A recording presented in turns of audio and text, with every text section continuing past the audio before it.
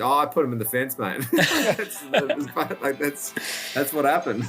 I needed to win the championship. That was my last resort. He was going to pass me. So if you don't do that, you're not a driver's arsehole, mate. We know that. And I think you can agree. Like the negative, the politicalness is ridiculous. It's up there with Formula One and political like crap that behind the scenes that people don't see. And that's what I think you're exposing a little bit more on this pod. If you went NASCAR, you'd be on your third. Oh, if I was NASCAR, I'd be like getting a gut just like Shane is. If you were in person, you guys would be hugging right now. It'd be a really nice moment. Do you feel like a third wheel, Elliot? We'd need about 6 more beers. Oh, no! He's in the fence! They're both in the fence! They're all in the fence! Oh, unbelievable! Let's crack in, eh? You reckon? Should we do it? Yep. I mean, it's only 11:15 here, but I'm on a 196. We'll have a beer. Hang on, fuck it. I'm getting a beer. Yes. What a guy. Love that. All right. Sound check. Sound check. Beauty. Sound check. Little cause. Cheers, mate. Mountains of blue, boys. Cheers, Scotty. Oi, don't forget it. Sorry. Cheers, mate. Fuck. I got excited. Dude, I can't remember the last beer I shared with you, Pi. I know it was probably Newcastle. Actually, it would have been the week before Newcastle, maybe. Yeah. Hey, mate, stoked you've come on. I feel like there's no need to do an intro here, but I will do it anyway, in case we've got any listeners here that have been living under a rock for the last 10 years or 15 years. But we've got a massive guest on the show today. Stoked to have him on board. We've been trying to line this up for a couple of weeks. Obviously, a very busy man in the IndyCar Championship, but he's 3-time Supercar champ, Bathurst champion as well. He's ticked all boxes here in Australia. He currently races the number 3 Chev for Team Penske in the IndyCar Series. The thing that blew me away, 68 race starts, and he's had 7 wins, 19 podiums already, and 9 pole positions. Scotty Mac, welcome to the show. G'day, boys. Glad to share a beer from miles away. What time is it over there? It's okay? It's early, mate. It's 11:20, but you know what they say, 1 before 11 or 11 after 1. So yeah. It's Australian Grand Prix week. You'll be fine. Correct. We're prepared to make a compromise for you. Yeah, I thought I've listened. Shane's told me about the pod, and obviously it's growing huge over there, which is awesome, and seeing a lot of it. And I'm glad you guys are speaking facts, and it's really good to see. So. But yeah, it's crazy. You talk about the 68 starts. Like, I was 7 years in the main game in Supercars, and now I'm coming up my 5th season in IndyCar. So It's kind of crazy how it's all just sort of gone. So goes fast, hey. And you've just signed a new contract as well. Is that right? Yeah. So we just did that in the off season. So it's just nice. I wasn't sort of coming up on there was no job security problems or anything like that, but it was just the fact of I just didn't want to be in a year where I was thinking maybe this I might be in an awkward year in the next couple. So I was like, let's just see if we can lock this down, and they were really open to it in the off season. We got it done quite early, just a matter of just announcing it and putting some buzz around the first race.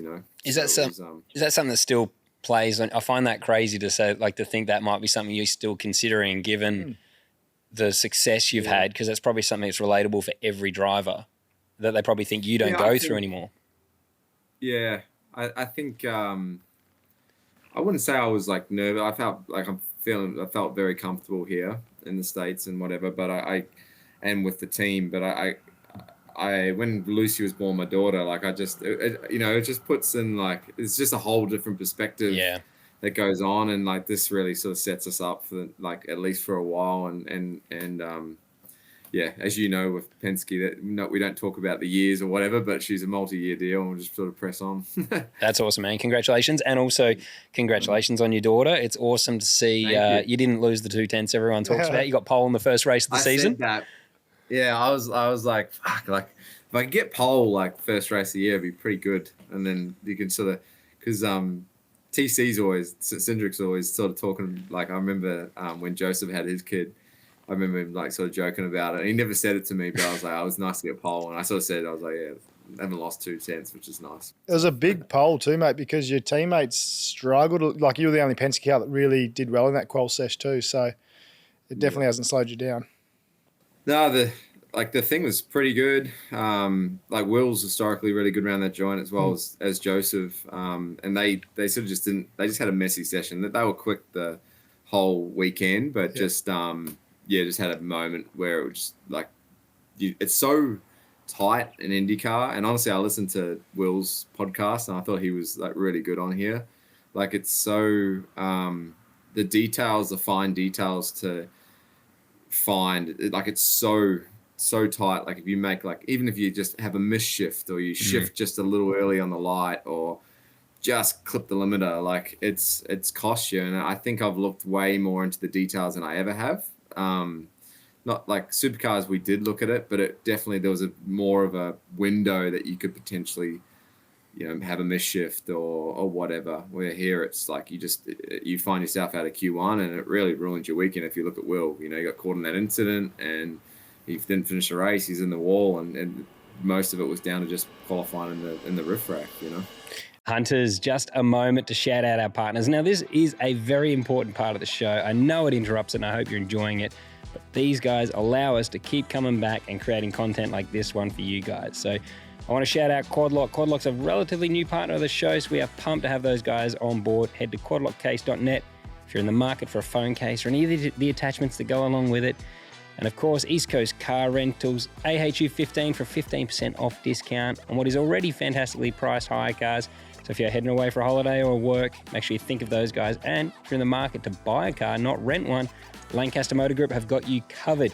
They're also running a very special offer until the end of June 2025. If you get your vehicle serviced at Lancaster Motor Group and mention Apex Hunters United, they'll offer you a free wheel alignment. Sounds pretty good to me. Shore & Partners, they're a new partner of ours. So Shore & Partners Financial Services, check those guys out. And like I said, the links to all of these websites will be in the description below. Trico Products, day one partner. Check those guys out. If you're in the market for wiper blades, of course, Trico are the ones for you. Just steer clear of every other brand. Go straight to Trico, only the best. But thanks everyone for the support. And if you want to support us too, head to Patreon. You don't have to, but that keeps us going as well. And we do appreciate the community that we're building there. But enough of that. It's time to get back to the show. Will was pretty complimentary, actually, of your strength. We joked I was going to clip it, actually, but I didn't want to pump your tires up too much. He was saying how you ran a steering rack he thought was faster or a little bit more responsive than his, which he said typically makes the car a bit harder to drive physically. So, you mentioned just before we started this that you're focused on trimming down but trying to also maintain your strength. How's that shift been from the supercar? Because something he mentioned was when he drove the touring car, it was the heat that got him, but physically... Yeah. I loved hearing just how physical it was because I hate fans always thinking you're just sitting on your backside driving a car. But hearing the Indy Car, hear him talk about that, I think was really surprising how hard that is. So it must have been a big transition, I imagine, from the supercar to Indy. The biggest thing for me was the neck. Just getting running. Like initially I had to run like pads at the start, and from open wheeler days, like it is pretty hard, the old neck. And the heavy car, the Indy Car, it's a heavier open wheeler than most. So ultimately, that took a little bit to get used to. But the whole reason I shifted to that rack was, as you know, with a supercar, like a lot of our turning done in that first like little bit. We don't do too much of this, like too much, like I guess over 90-degree turns. So apart from like say Simmons planes, so like I never felt comfortable like going through like a quick corner and just throwing a whole heap of lock in because I just didn't have, I don't know whether it was reactions or I just didn't have the trust in the rear of the car. Like if it snapped, I felt like I had way too much to correct. And so I wouldn't commit. And the minute I went to that high speed rack, I just got way more feel in the front end of the car. And it was certainly... It definitely was heavier, but I do sit slightly higher than both the boys, both Joseph and Will. So I think I have a bit more like leverage, I think. But we just had a test day yesterday and I actually tried going. I've gone since then. I've gone back because I just feel more comfortable with the last year or so. I've felt more comfortable, so I've gone back to the easier rack, and it's been nice. But I tried it again at Barber because we've been really good there the last few years, and I couldn't turn the wheel, man. Like it was like the end of the day, the grip was high. I just like, when you get to the grade at Bathurst and you like, sometimes old days where you just set it and forget it, set it and forget it. Like it was like that. I couldn't turn anymore. I had to like pull in. I was like, guys, I'm toast. So the tracks look physical crazy as well. Like all of the road courses, I don't know. You don't get that appreciation in F1 because everything looks so precise and smooth. And even I've heard drivers talk about how light the steering is. I think they've even got power steering that increases in the high downforce corners, so the steering weight never changes. Personally, I probably wouldn't like that because you want to feel the grip. But every time I see you guys up on the wheel, it looks ridiculous. Like that lap at St. Pete, every time you hear someone come on the radio, they are gassed. So it must be ridiculously hard to do a race. And I think your race is like 100 laps or something. Yeah. Yeah, they're not short races. Quick lap. Like it's only about a minute, but like it's about a 2.5 hour race. Depends. But like, you know, I wear like the whoop thing when I'm in the car, and like, you know, I'm peaking at sort of 175, 180. Everyone's heart rate's different, and then like sort of average is 150 to 160 the whole race. But like that was definitely higher when I first came over. Yeah. But like comparing to the supercar, going back to your question, like the supercar, man, is a breeze. The only thing that is like tough is the heat, and like it's a genuine thing. You got to be endurance fit. That's why cycling's so good for the supercar. Swimming, whatever you want to do. Where here I had to really put on like some muscle and get some strength in the upper body region for sure. Well, we mentioned it when you first logged on, mate, but I can see your neck. You look like an open wheel driver now. Like compared to what you look like in supercars. Like you've always been fit, obviously, but just seeing you sit in that chair, the first thing I was like, fuck, he's got an F1 neck now. Yeah, and it's probably bigger now today because Barber is like the hardest of the. So we just got up it's all like full of shit, but it's it's crazy like how much that builds up. Like, but I laughed on the podium. The old open wheeler drama where you just like got a shirt with like a bigger neck now. Like I've got to get like custom shirts. I laughed. There was a photo of you at Bathurst. I can't remember what year it was, but it must have been maybe the year before you left, and everyone was talking about like, is he going to go to IndyCar? Is he not? And you were celebrating, and I remember seeing this photo. You were like looking up, and you could see, and I was like, yeah, he's going. You could definitely see your neck was more jacked than it used to be. I thought, yeah, he's going IndyCar for sure. He's been training. Yeah, that was an awkward time, like because you just didn't like I sort of like didn't know I was going, but I didn't know for how long, and then all of a sudden, like when that week was like, okay, well, like bring all your shit. So I was like, okay, we're going. And so I left my place in Brisbane, like we like it wasn't rented out or anything. Like had all our furniture in for like a year and a half. Like it was a bit of a bleed, but worked out all right. And like, how did it all come about, mate? With the transitioning over to IndyCar, obviously you've done probably what you wanted to achieve, I assume, in Australia. Did Roger or Tim come to you and say, hey, or did you start that conversation? Like, how did it actually... And why IndyCar too? Because I'd heard your dad wasn't a fan of the open wheelers. I don't know if that's true or not. I just heard someone say that maybe that was why you didn't do Formula Ford, because you've had, it's a really unique path. Like we talked about it yesterday going, fuck, how do you spend your whole life in touring cars and then you don't just go like, oh, I'm going to go do like, it's not even like you can do Xfinity. You just rolled up, did IndyCar, and the transit. It's like two totally different formulas. I don't think people could probably even understand how different they would be. Yeah, so the IndyCar thing started, like I'd always been keen on the America thing, and TC and RP were always like, you know, win us a Bathurst, win us a championship, and then we'll talk. And I was like, okay, sweet. And we sort of did that. And then, but before all that happened, like I think it started like around Darwin in 19. They saw you get the Triple Crown and went, this is the guy. Yeah. Forget the 3 championships. I think you got the Triple Crown. They're like, yeah, that's it. I think it was before that. I think it was like Thursday night dinner in Darwin, like no right. shit. And TC's like, because I always thought like, you know, I'm a bigger guy. Like I thought maybe like NASCAR, just you know, knowing my roots. And yeah, my mum and dad were never keen on me with open wheelers at all. That's why I never did Formula Ford.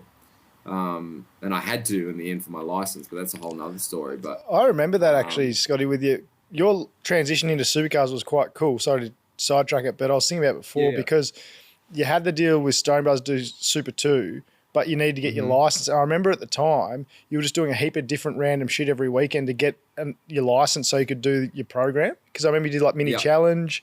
I know you did like, I think you did Iron Magic or one of the state rounds in Formula Ford, like a one-off thing. Yeah. And I remember I remember you did a heap of like just random stuff just so you get your license. Talk about a stalker. Well, I'm a big fan. No, Barb's like, we were racing karts there for a while too. I think I actually remember us sitting on the grid at Oakley Top Guns, I think it was, and just chatting away. Because I remember looking at your airbox. You had the airbox with the Cane and air filter on it, I think.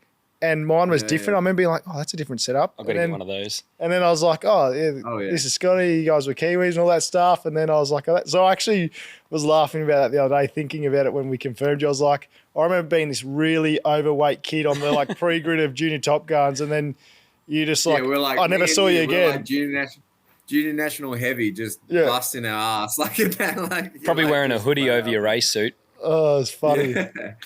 Yeah. So, yeah, that transition was crazy. Like, I had to do the mini challenge and then the Formula Ford thing for the Supercar thing. So that was already pretty, and that was just because I was so young. I couldn't get a national license without getting an exemption kind of thing. But then, so going back to the IndyCar thing, TC was like, have you ever thought about IndyCar? I'm like, no. I mean, I've always been interested in it. I watched it like Scotty Dixon and Will and all these guys. I was always interested in the racing. And then when I went to, when he said that, I'm like, I would love to try it. He's like, well, why don't we get you over to the Chevy sim, like to the simulator over here and see if you like go okay. And if you like driving the car, then maybe we can go that option. The biggest thing with the NASCAR option was, I'd go do what Shane's doing now, like do the Xfinity. Like maybe I'd go to trucks. They didn't really have a spot in Xfinity because Austin was there. And then they didn't really know what that program was going to look like in the next few years because it like ultimately would shut down, which is where it's at now. So they didn't really want to put me somewhere else. So it was more, they wanted to keep it in-house and they could do that with IndyCar. And when I said I was open to it, I was like, yeah, like he's like, you get to race the 500, and like I've been to the 500. I was, I thought it was an amazing race. We had a good we had a good part that night. Do you remember the night after Indy 500? That was a good night. Yeah. That was a great party. That was a biggie night for sure. So, I went with Holdsworth that year, and that's right. Fabs were there and all that. So it was, and I was like, yeah, I mean, I'd love to try it. So I went over and did the sim, and I think the simulator happened. It was sort of like during our race season. And then they when I came in the sim, and they're like, do you want to test? I'm like, yeah. So I tested at Sebring in January in 2020. It was just after we got married. And just loved it, man. I don't know. I just took to it, just enjoyed driving the car. I think that's the first time it had like the windscreen on as well. And it didn't feel too unforeign to me. I think if it didn't have a windscreen on, I probably would have been caught off guard a little bit more. But when I jumped in, I was like immediately just like really enjoyed it. And then we went good enough that they wanted me to come back. And eventually, like that year in 2020, like I was meant to do probably half a dozen races in between the Supercar season. Wow. Basically to the point where I would like, that was sort of just getting me in the mix. But still never really said that, like, okay, this is what we want you, like, this is potentially what you want to do. It's just more giving me a feel for everything, plus doing the Supercar thing, and then going at the end of it going, okay, what do you want to do kind of thing. And that, like, I owe a lot to them for allowing me to do that. Was it difficult to stay motivated with Supercars in the end when this was on the horizon? Because you'd already won the championships. I think the Bathurst, the last one you did, was that the one you won, I think? And then you were no, so I won 19, but the 2021 was the last one, and that for sure, like the car wasn't great, and I just, it was a tough weekend. Not that I'd lost motivation, like I really wanted to do it, but focus probably shifts, like through the COVID, like it was, as everyone knows, it was emotionally draining for everyone doing the E-Series stuff, and I was completely over that as everyone else was, and like, it was definitely, I was excited for like a new chapter for sure.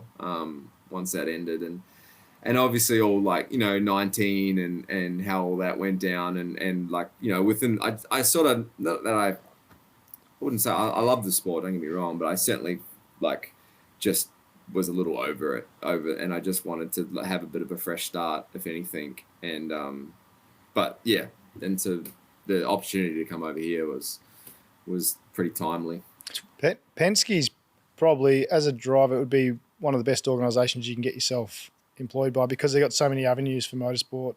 You obviously did the Supercar program, they got Indy, they got the Porsche program, they got NASCAR. You're meant to be testing the Porsche soon, aren't you, mate? Did I read that somewhere? Yeah. So no, I tested a couple weeks ago. How was it? But it was cool. Yeah, dude. It's like it's very similar to a supercar. Like, believe it or not, like really? very heavy, overpowered, undertired. Just like the brakes are okay, but like the car is just very heavy. But it's just like the power. The thing with like the IndyCar, like it sort of has like a point where it sort of plateaus in the power, where this thing like this just keeps going. So I got to drive it at Sebring, like pretty tough joint to like do your first go, but I really enjoyed it. Had a blast. And there's a couple of guys from Australia that were here, that were at DJR when I was there, like on that team. So Right. it was pretty funny to shoot the shit with those boys. And is that like, is Le Mans something you want to do? Like, is it why'd they give you a test? Like, was it just a, hey, mate, come drive the car? Or is there a vision that you will do some of those endurance races with the Porsche program at Penske? Yeah, I mean, so the big thing for me, I've just always just, like, they've done everything right for my career for so long. Like, I just trust the process, and they put me in the right spot at the right times. But I no lie, like Jonathan Duguid, who's the boss of WEC and IMSA and Porsche, he was my engineer originally Right. in IndyCar when I came over. So he sort of did like an interim year with me, and then went off to Porsche in Germany and whatnot. So I've always like been just texting him like, hey man, I really want to drive, like just giving him shit about like not being able to have a drive. And then eventually, like, dude, I was sitting in the haircut chair, and I got a text from Jonathan, hey man, are you available to drive this thing in a couple of weeks at Sebring? Because they were doing like a 3-day test. They had only 8 drivers, and like it's pretty physical and hot, like, and they sort of wanted to keep those guys fresh they were going to Qatar the next week for WEC. So they're like, oh, I mean, like, so Joseph drove as well as me, and he's like, do you want to have a crack? I'm like, yeah, absolutely. So for me though, like, I would love to try Le Mans. Like, that's probably the next thing for me to try, but it's just the calendar just is super bad, like for us. Like I think I raced this year on that weekend, and then, you know, I think you got to do, if you haven't been there before, you got to do your rookie orientation kind of thing the week before. So it's quite hard. And on the test, mate, how'd you go? I mean, obviously, Aussie Matty Campbell's part of that team. I drove Matty's car, so it was awesome. He was like my coach. It was awesome. Yeah. He's a good guy, man. Yeah. Matty's I remember Matty when he was really young, when he first started doing the Porsche stuff. He came and worked with us at with Pete Hackett at the AMG stuff at Phillip On, and he was a really quiet kid. No one really knew who he was, and then he just came out of the blocks, and now he's just this international superstar. But he's such a ripping guy. He is, honestly. Yeah. And he was such, like, he literally opened the book with me in terms of just all the settings. Man, there's some like things you can change on that thing, but I mean, I really liked it. I think, you know, I ran pretty close to like Vanthor, who was in the 7 car. I was in the 6 car at the time when we ran, like, we were just doing sort of race runs and stuff. Yep. Definitely, like, once I got more of a feeling, like, because all the braking it's not like, it's all brake by wire, like fly by wire, all that stuff. So like the settings are so difficult to change and get to like what you need. And like Matt was basically on the radio, at least telling the engineer, like, okay, try white. They have all like A, B, C, D, E, F, G, like letters all the way around the steering wheel. And he's like, yeah, try like white Juliet, whatever, and you'd like play it, and this would do this certain thing, or it would change the way the pedal felt when I pushed it. It was just once I got like an idea of like what I wanted, I'm like, okay, that was too much. Back that off a little bit, and I did that all in a couple of race runs, and I really felt good. And like I said, it reminded me of Supercar a lot. There's a lot to change then in a driver change when someone else. Yeah. Like that's ridiculous how much you can customize the car that would be horrible for the next person. Like I remember I'd be, you know, reset bars and bias is about all you had to do driving down the lane at Bathurst. Yeah. Reset your fuel number. Sweet. That's it. So they got anti-roll bar levers as well, but at Sebring they didn't really use them too much because it's just so bumpy. So they run the things pretty soft. But to your point, Scott, like it generally, like once you got in, like my settings were completely different to like Gemini, who just got out of the car, or Kevin Esther. And Matty, I was a bit closer to Matty, which sort of helped. But so it was funny. I right foot that car as well. I right footed.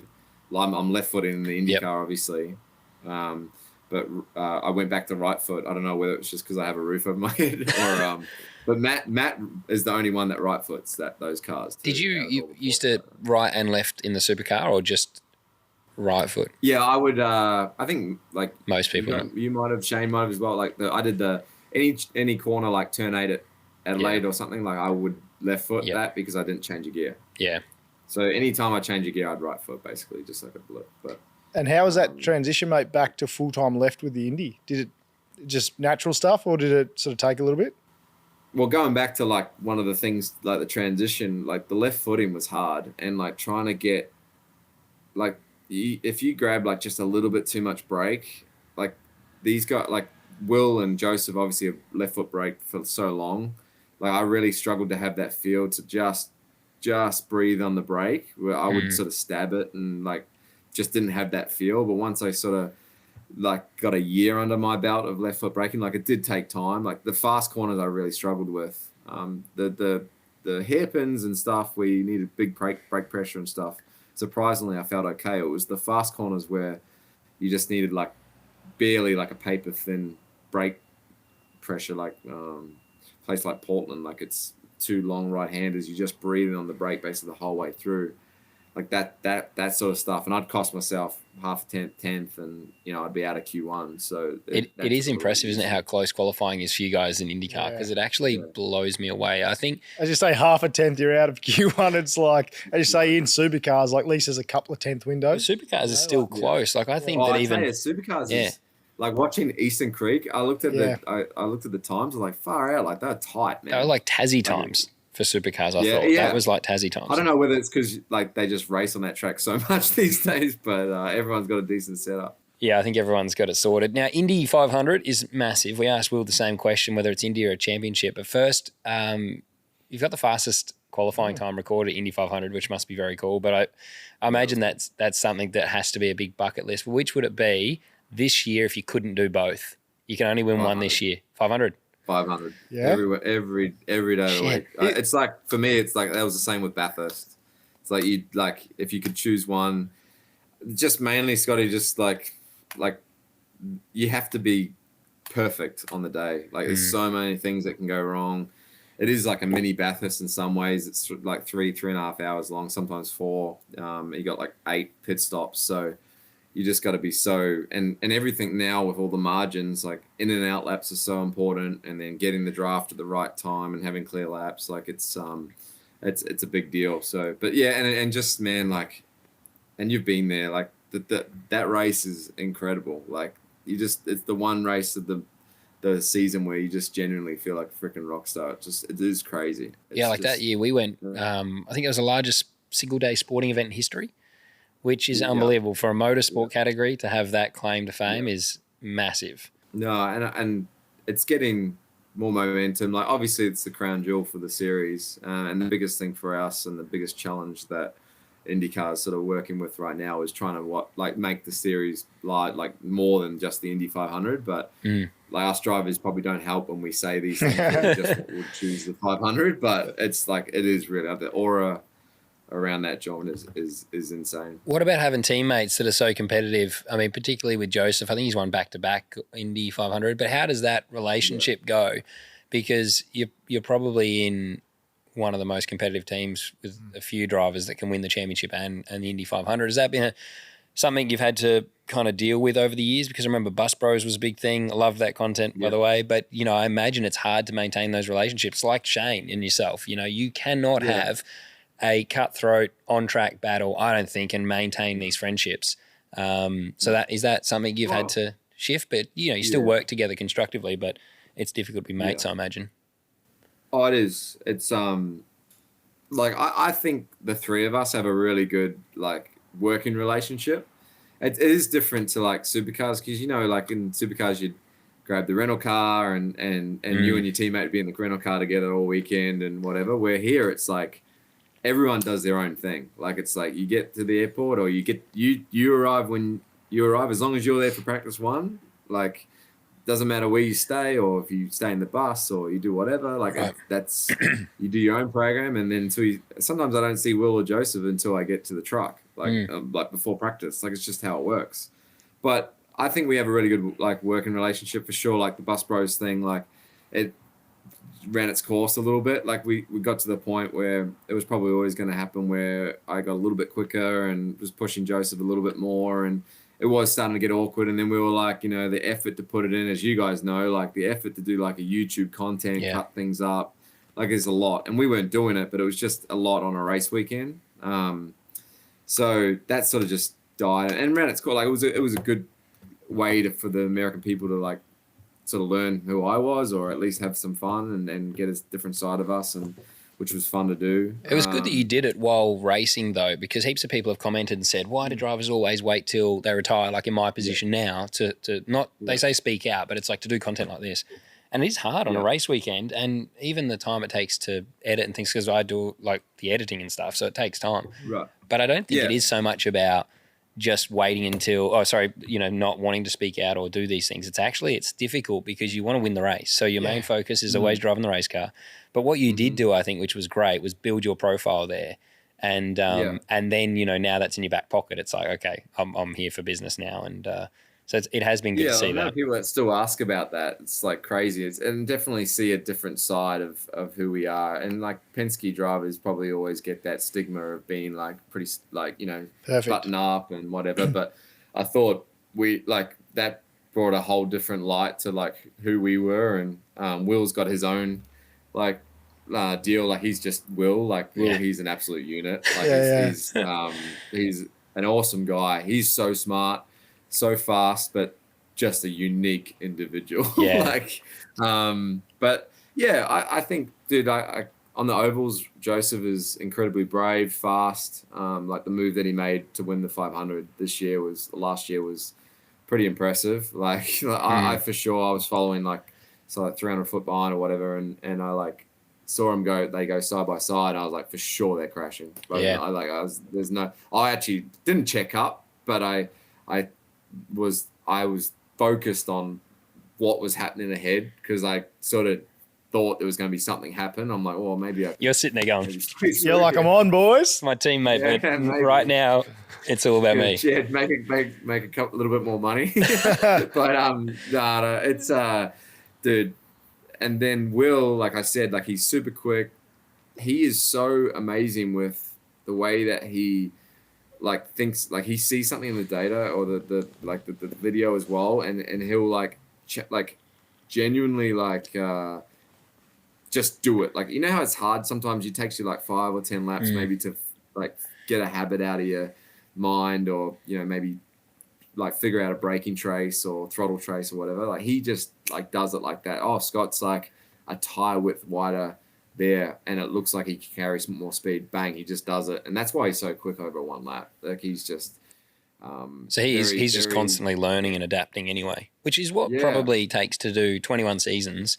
And because I was thinking just the other day, even after the pod, I'm like, you think about the people he's raced against, and the transition of like, it's almost like 3 generations of drivers, because when he started as a rookie, he's going to be racing guys. Then he's gone through, drivers that have raced for 10 years, then the back end, and now drivers like yourself that have come in.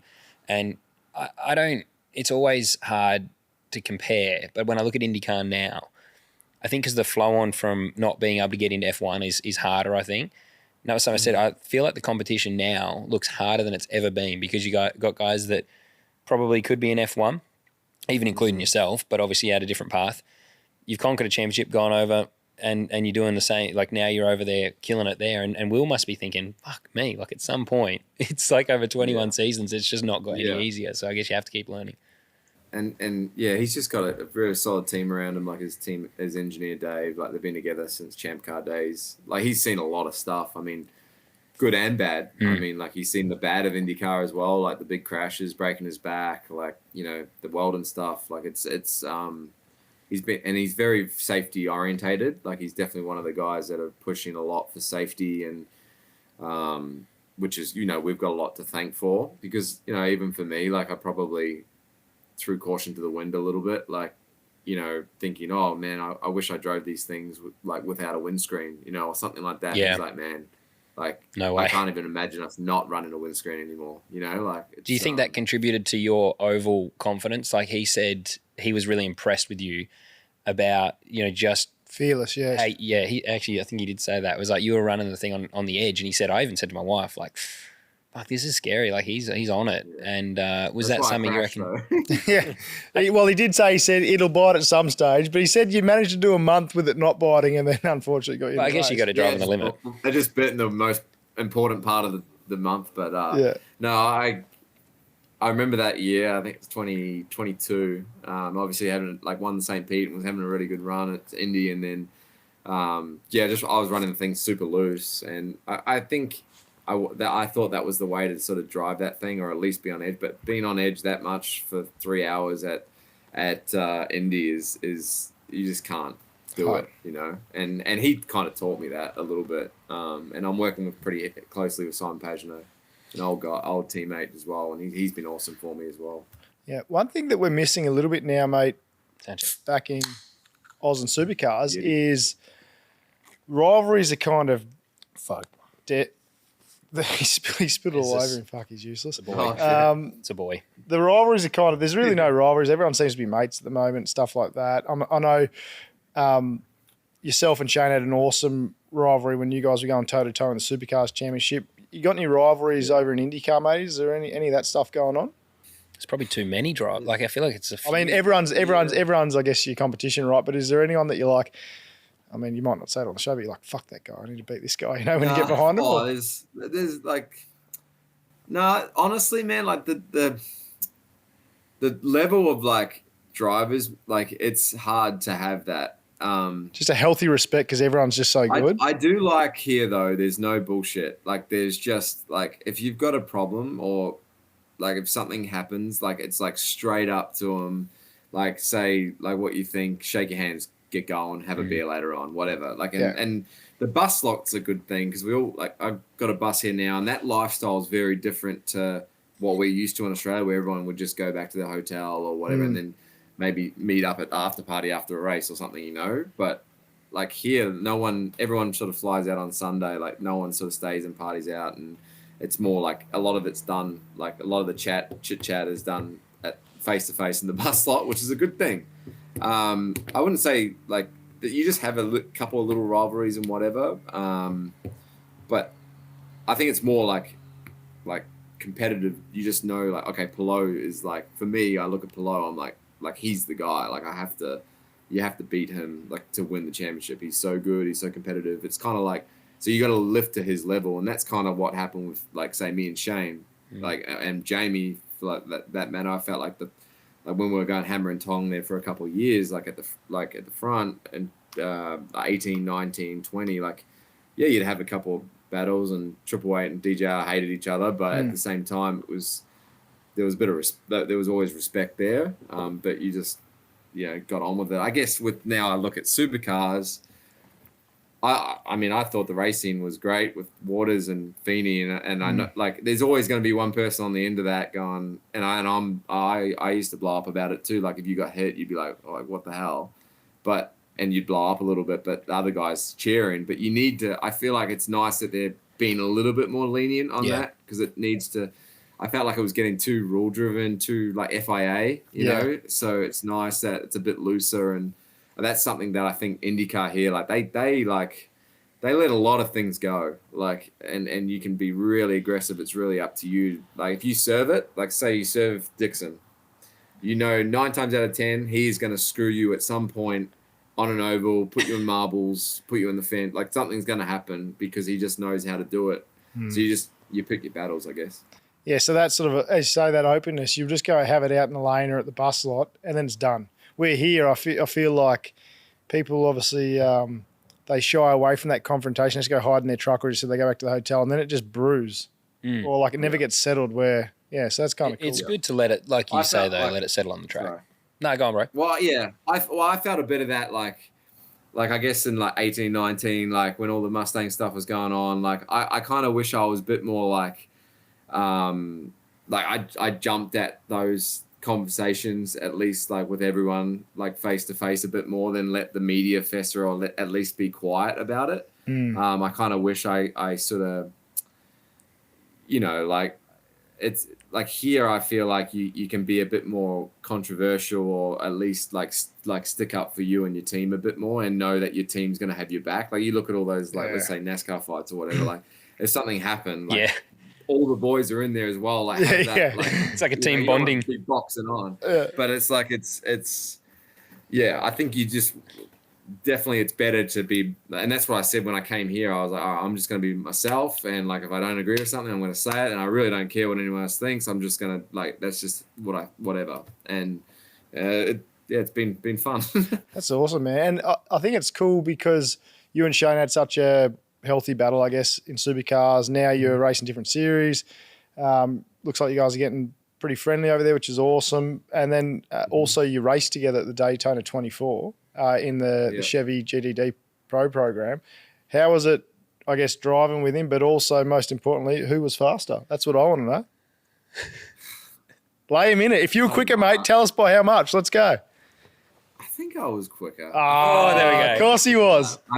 I think I did a quicker lap, but like in the race. But like he could be fuel saving. I don't know. Diplomatic. He was that slow. Jesus. Shane's going to be pissed. He'll see this and be messaging straight. He was that slow. Dude, Scotty thought you were fuel saving. You were that bad. It's the only question I wanted to ask this whole show was this one to stick it in SVG. Was Scotty Mac quicker? No. But you know who was faster than us both? Connor. Connor's good. Like he had us. Oh, he's good. He's a good kid as well. Like he's a really cool guy. But it was cool, like sharing with Shane. Like as you said, like we've always banged heads all the time, like all the pookie stuff, and like when he parked me in and stuff, and we're joking. And I still believe he did that deliberate. 100%. But there's no doubt in my mind he's not that stupid. No. But it was like, looking back on it, that's some of the best freaking. Well, we miss it now. We need it here in Australia. Dude, it's lacking over here. You need something like Feeney and Waters to be boxing on. Like you really do. Yeah. Like just for the that race, and you look at the engagement that I had on social media and stuff. It was awesome. And I think Cam drove really well. Like I thought the way he moved Brock, and I didn't think it was that dirty. Like, I thought it was like a really good run to the line, then use the side draft perfect. I mean, you guys have probably talked about it enough, but it's they definitely need something like that. But sharing with Shane was really cool. Like seeing, I guess I mucked around with him on iRacing a little bit, but and then obviously in my earlier years at SBR, we probably hung out a bit more. But like seeing him now and just sort of hanging out, I remember the first night we sort of went for dinner. I was like, oh, this is kind of weird. But because we'd always see each other at the after party or something like that, rather than like just going out for a formal dinner. It was it's been really cool, and honestly, I'm super excited for him here. Like I think he's doing a really good job. It's hard, like what he's doing, and it's like, man, they race a lot, like every weekend and whatnot, but that's exactly what he wanted to do, and I'm just glad it's sort of working out for him. The popularity for the both of you, though, because I think it's probably annoying in a way for you to hear Scotty Mac and SVG in the same sentence all the time. And the reason I say it is because we got some memos in, and they're always asking about the two of you. It's like a real point of interest, but it's something that it does benefit both of you, and you've almost transcended Supercars, and that rivalry has everyone remembers it, and that's definitely something that we need to see. Like you say, Brock and Cam this year, if they can rise to the occasion and fight each other all season, they'll be two names that everyone will remember, rather than just if you'd have rocked up and there was no Jamie or Shane, or you would have just won those championships. Fuck, Scott's good, moved on, and the conversation would stop. Yeah. But it's still so much about the rivalries of those years. One question I did want to most of your situation. Yeah, you got like that's what like Waters is in a really good situation. He's been at the team for a long time. Brock's probably arguably in the best team there is, and then obviously Brown did a really good job in his first year with Triple Eight. And like I think they've got to make the most of this era to build their own like profile, and however they do that or whatever. But yeah, I to be honest, answering your question, Scotty, like I enjoy like talking about like this stuff, that what happened back in the day with Shane and me, and like the media always used to try and beef it up and beef it up that we hated each other and stuff. And like, we really didn't. Like, I got pissed off with Shane at times, or same with him, vice versa. But it was just like you said, like you had to have a bit of C word about you. About like, you had to like it was every man for themselves. You had to, if we were friends, it just never would have worked. Or at least, if we were riding our bikes down Beach Road every day, like it would never have worked. Yeah. You needed to create some separation, and then you race each other hard and fair, and that's just how it was. And what about 17 when you lost that championship? But really, that was a year, like it was a pretty unbelievable season. What did you learn from that? Because I remember you wrote the book after that, but how did that, do you think, shape you going in? Because you won the 3 championships. Do you think without the learnings of 17, you'd have been able to do what you did for those 3 years? I'm sure you'd love to have, say, you had 4 championships in a row, but sometimes you probably need that learning to be able to get the next 3.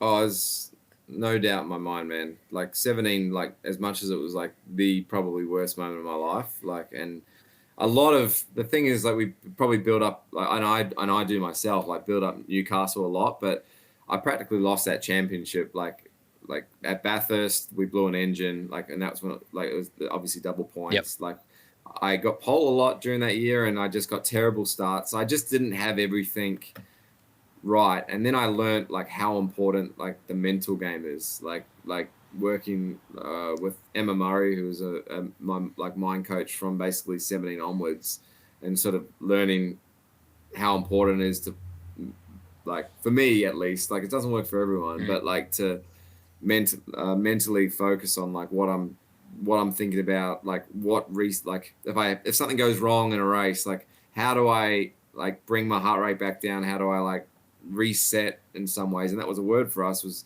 like, it was almost like I'd have a drink, and that was for me like my reset. That was like for me to have like okay, shit, things aren't going right.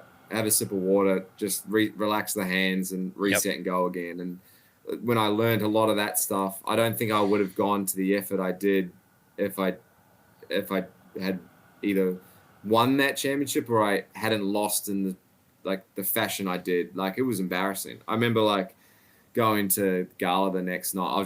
I was just had no interest. Like I felt like a fool. I was sitting next to TC.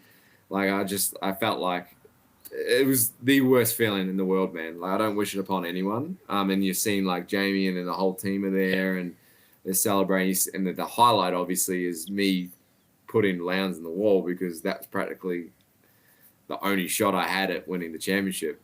Unfortunately, it worked out worse, but that race was just an absolute nightmare, from the speeding penalty. Yep. To then from that point, and this is what I talk about, the mental side, like I just imploded. Like I generally did. Like I was like, I panicked. I spun out Simona. I like in the 20 laps, and then I got another drive through. So then I had to work my way through. I mean, like I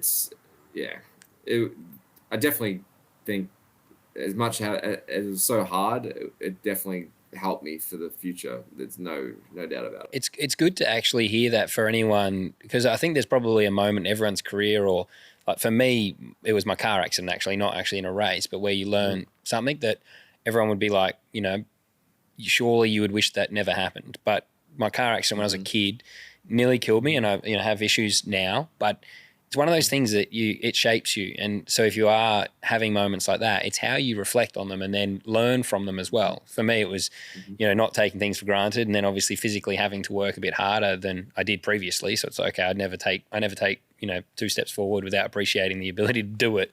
But what would be some advice then you'd give a young driver listening, not yourself? Like, I think you've been through your own experience, but now you've done the supercars, you've near on conquered IndyCar, and there's a lot of boxes left to tick. But what's some advice you'd give to someone that might be listening, that could learn something and maybe fast track that process? Yeah, I think there's,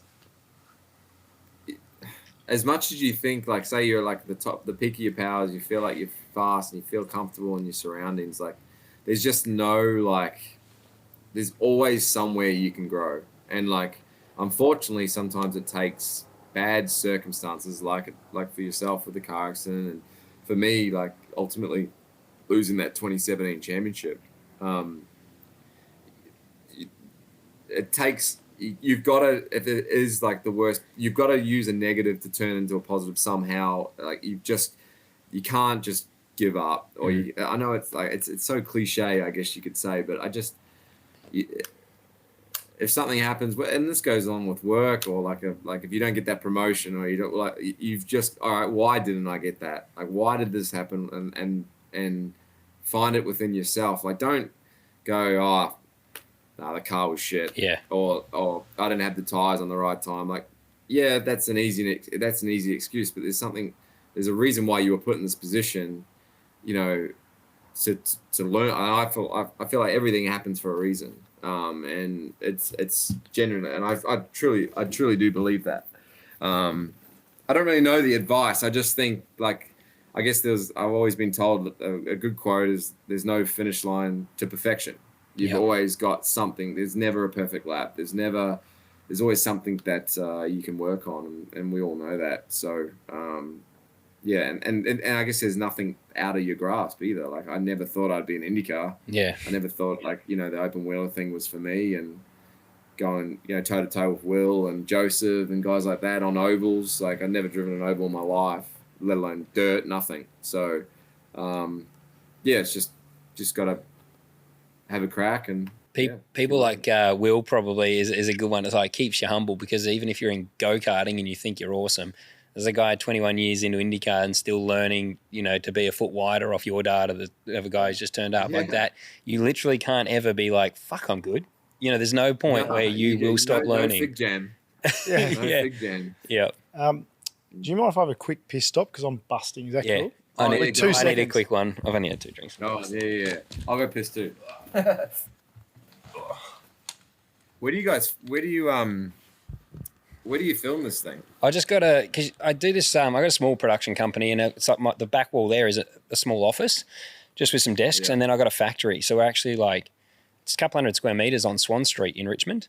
Oh, shit. Yeah. Swan Street. So it's a pretty big space, but actually, small world. It was Will Davo's dad's factory. He used to lease from Davo, for 20 years he had this. And it turns out he grew up here washing cars. This is where his dad started his business.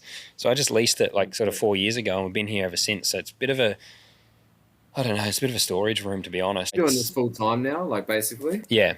Yeah. I really enjoy it. And it was like, no one was really doing, there was only journo ones. And I was like, fuck, I really like the stuff in the AFL. I actually got into the AFL because of a lot of the pods.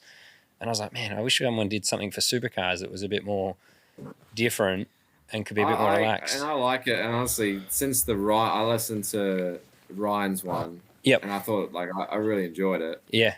And I do like how it's just, there's no BS. There's so much sugarcoating in the sport, as we all know, over there, that, no, don't say this, you'll piss someone off or whatever. And I'm glad that you guys sort of are not scared to say it. You might get in some hot water sometimes, but and have some lawyer letters sent to you. I heard, Shane told me about whatever. Yeah. We don't have to put this in or whatever, but holy fuck, that's crazy. Some of that is a bit scary, because you're still at the end of the day, it's only 2 blokes that don't have lawyers and stuff. So some of that stuff's a bit fuck, that was a bit scary. Yeah. But I think what we wanted is, and we always keep an eye on the comments, after Ryan's, what we liked is how many people, and same with RD, how many people that hated them because they didn't know them, that then went, oh, I'd have a beer with that guy. And I'm like, that's kind of what we wanted to do with the drivers as well, because the best thing is if you got off a pod, went watching a pod and go, after a couple of hours, everyone can make their own mind up and go, fuck, I'd have a beer with that guy, regardless if he drives a Ford or a Chev. And on a Sunday night, I don't think there's been many of us that haven't been drunk and embarrassed ourselves together, just been out having a good time. And that shows that I'm if you take the competitiveness away, it's still just normal kids that grew up driving cars that were good enough to get paid and make dumb decisions sometimes or upset people. But the pod is meant to be as candid as possible. Well, that's why we have it at to the get bar. to know us. That's all. We're obviously on the couch now, but normally we're up at the bar.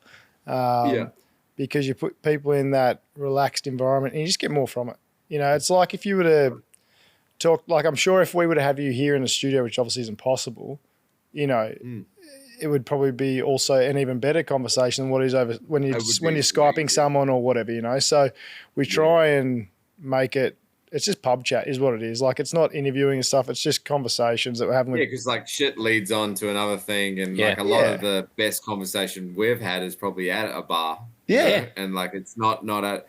Yeah, I think that's you've like had a really nice niche market there. Like everyone was doing pods, but like it was too filtered, I guess. And I mean, we had a pod and it was fucking filtered as well. So like, there's only so much you think you can say at the time. Well, you were like the way back in the day, Coco's days, you know, like they filtered the drivers. Supercars had to be the perfect guys and not make the mistakes, you know. So yeah, well, you were the first really Scotty driver to do it here when you had balls and bumpers, right? Or bumpers and balls. Yeah, like me and Jack, and like Jack was the one that put me onto Emma Murray. Yeah, but like that one was like we sort of like stuff like let's do something. Maybe like we do like an interview, but I wish I did something like you guys are doing now with the studio. I felt like we did one studio, I think, and it was probably like it was fun because we could actually talk to people. But it was even that was probably too tight. But Hodgie that ran that was really, really good, and he basically put it together himself. Oh, beauty! What are you drinking? This is a Reckless Brewing Session Ale. So it's brewery in Bathurst. They send us a heap of product. They shoot us product. I'm on 196s, but they're actually doesn't drink beer because he's a little bitch. But they are doing a ginger beer for me. Vodka soda, basically. It's 6% though. So that's like we did one pod. I had 6 of these, and I had to ring Shannon. She was like, I was fucking. There was about 20 minutes at the end. It was terrible. It was with Chucky actually. Daniel Sanders, the Dakar rider, he just won. Yeah, and then we went to pub for dinner, and it was even worse. I got a little caught up in his success, not mine, and I was celebrating with him. So anyway, we did get a bunch of fan memos in as well. If one thing we do want to do is try and let people ask questions to their favourite drivers and have participate in the pod. So. If you're cool with it, we'd play a couple of the questions. Before we tuck into them, mate, I just had to play them. Yeah, we play them, and you'll be able to hear them, and then you can just no shit. And then so it's like it's like a call in. It's like they're on the blower here. It's pretty cool. But that's good. Last question from me. That spraying me. Yeah, sorry, I might have jumped ahead if I've cut you off, Bubs, and you have more. Oh no, it's not a very big question, but I'm just interested. Like, what's your favourite track in the US, man? Because I obviously haven't been over there, but I used to play them on the games and stuff, and there's so many cool tracks. Like, what's your favourite? Man, the one we test at Barber Motorsport Park. It's a good name. Good name. Yeah. It's elite, that place. Like that for me, that gives big, like it's like a mini Bathurst in some ways. Like it's like up and down, isn't it? Yeah. Yeah, like big, like commitment corners, like your fifth gear, like just ripping, like turning in, and it's awesome. Like, is that in Florida, mate? Oh, no, that's Alabama. No, that's Alabama. Yeah, it's in Birmingham. And is that normally hot? What's the climate like over there? Does that make a difference? Yeah, it's probably like mid 20s. Like it's not too bad. Yeah. It's like starts getting into summer. Like we race there just before May, like end of April. So it gets start getting warm around there. Like Indy 500 is normally pretty hot, and then that stretch of races that we have from Indy. Like I think I'm in the car like every week for 7 weeks, which is awesome. But it's a busy period over summer for us for sure. And in your next round, mate, that is at the new circuit, isn't it? What's that place? It's like it looks like it's a state or something. And they've built a racetrack there. Is that what it is? Yeah, it's like it's called Thermal. It's like in Palm Springs, about 20 minutes out of Palm Springs. Wow. It's like not far away from like where Coachella is like every year. So it's a lot of like big money around there. People go and people buy they call it like a casita or what do they call them, and then you can't live there more than 45 days a year. Like it's just part of the club rules. 45 days in a row. But you have people have their garages and they have their Porsches or whatever, and they just drive them out of their driveway down the street and then go join onto the track and start driving around the track. So it's like a club. It's like a golf club for a race car. So it's like a millionaire's race club sort of thing. Yeah, a lot of money down there. A lot of money. Because last year, impressive. It's pretty much what my daily's like. Yeah, me old SV6 Ute, I'll just park her up in there and take her for a spin. Yeah, not too many VLs down there. Because last year, mate, was it? I could be wrong, usually am, but was it $1 million to win that race last year? Last year was the first year, was it? Yeah, it was $1 million. Like it wasn't. Oh. Like, it was. I think the prize pool was about that. I think you got $500,000 for winning. How's the Right. revenue split work with teams and drivers there? I've always wondered that, and we've been asked that a few times, but I have no idea.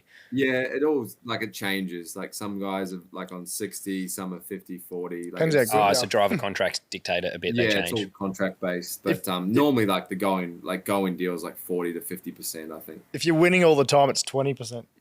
Yeah.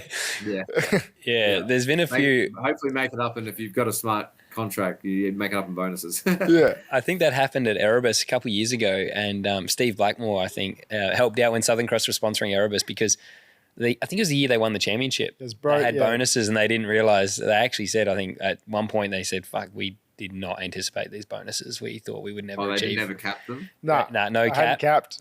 And I think based on previous years, it was probably a smart. Like it didn't matter not having them capped, and then they went in with Brody and Will and just cleaned up and. So Southern Cross Truck Rentals came to the party actually and helped the team out with some additional finances to. Betty couldn't. Betty was a bit strapped for cash that week. That year.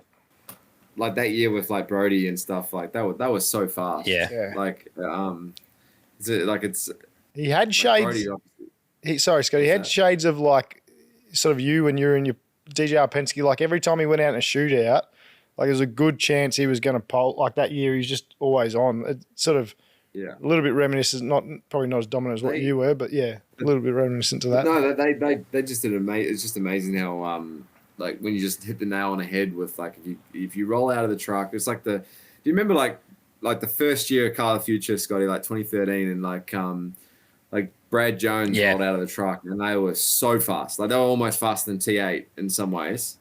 And Fabian was cleaning up. Off, but it had that same feeling where Erebus just kept going. I thought for sure maybe like a T8 or even DJR or something might have caught up, but they did a really good job. Maybe with the old gen car, they might have tapered a bit, but without the development now of the new, like when you can't do anything, it's like I didn't just realize there's no ARBs and stuff in there. I didn't know that. There's no ARBs, and I saw like them.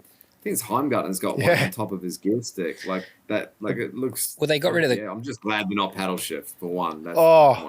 They got rid of the quick adjuster, so that's why some of them have put it on top of the gear lever, which is just silly. And then the roll bars has made it more of an engineer's car because if you go out of the pit lane and the car's not amazing, you can't tune it. You cannot do a thing. So you'll spend a whole stint at Bathurst going, well, this sucks. This thing's shit. No, that's like they need to like bring those back because it's like. You can do a lot with the ARBs, as we know, like just from a balance perspective, tire life perspective, like it could change, like if the pressures are high, okay, how do we look after like what the things are doing or what the tires are doing? It can change the balance so much. But, well, they talk about the engines and how they want to keep them different so that they're still like you could have a controlled engine and then have all these other variables that the driver can control while on the track, and that would be a good variable, like an engine. There's so much talk about the engine, which is annoying because it's impossible to get them all the same. They're so different, the Ford and the Chev. And if you get it too tight, man, like I know we talked about like back in the day, like with the aero and the wash, and it was so hard to follow and all that stuff. But at least like there was different cars out there with different things like ARB, the way that some of the rockers were, or like it's getting pretty technical now, but like there was different cars, like Walkinshaw would run it one way and then like we would run another, Triple Eight would run another way. But then you'd have like the passing or people would run out of tire. Strengths and weaknesses. Like watching it now, like it just, once it like it's over, unless you've got like a massive tire advantage, you know, give or take, like it's really hard. And it's going to get harder as they get used to the cars and the teams get their heads around it. Well, it's like when you're racing your teammate. When you race your teammate, it's the hardest guy to pass because the car makes its speed in the same way, and now everyone's effectively nearly a teammate. So it's like they talk about the tyre is going to make better racing, but it just never does because at the end of the day, if the car is the same and you can't be making any changes from inside, you cannot find an advantage. You pit within 2 laps of each other. You've got a similar balance. You've got no adjustments in the car anymore. So you're effectively racing your teammate's car and they're producing the speed in the same area. They need to bring like some tunability back from a driver's perspective for sure. Even like fuel mapping or something like that too. Like do something that like you can change the strategy on. Like if I wanted to save fuel a bit more than the other guy or something like that, then like that could shake things up as well. Shorten a pit stop or something. Yeah, like if you want to, okay, I've got a really good pace right now. Okay, I'm gonna try and short fill and just save the fuel in the toe or something like that. Like we do that a lot in IndyCar. Like on the ovals, like we'll just sit in the toe and try and get a short fill in pit lane, and it's awesome. Before we dive into the memos, mate, I've just noticed. Well, I noticed at the start, and I've been wanting to mention it the whole time. But is that a Jimmy Johnson helmet up there? Because if so, that's super cool. Yeah, it's I'm slowly getting collections, but the Jimmy one, and a lot of them, like I've got one over here. It's for my shit. Hang on, I'll just show you. Fuck it. Hang on. So that's my. Hang on. Oh, cool.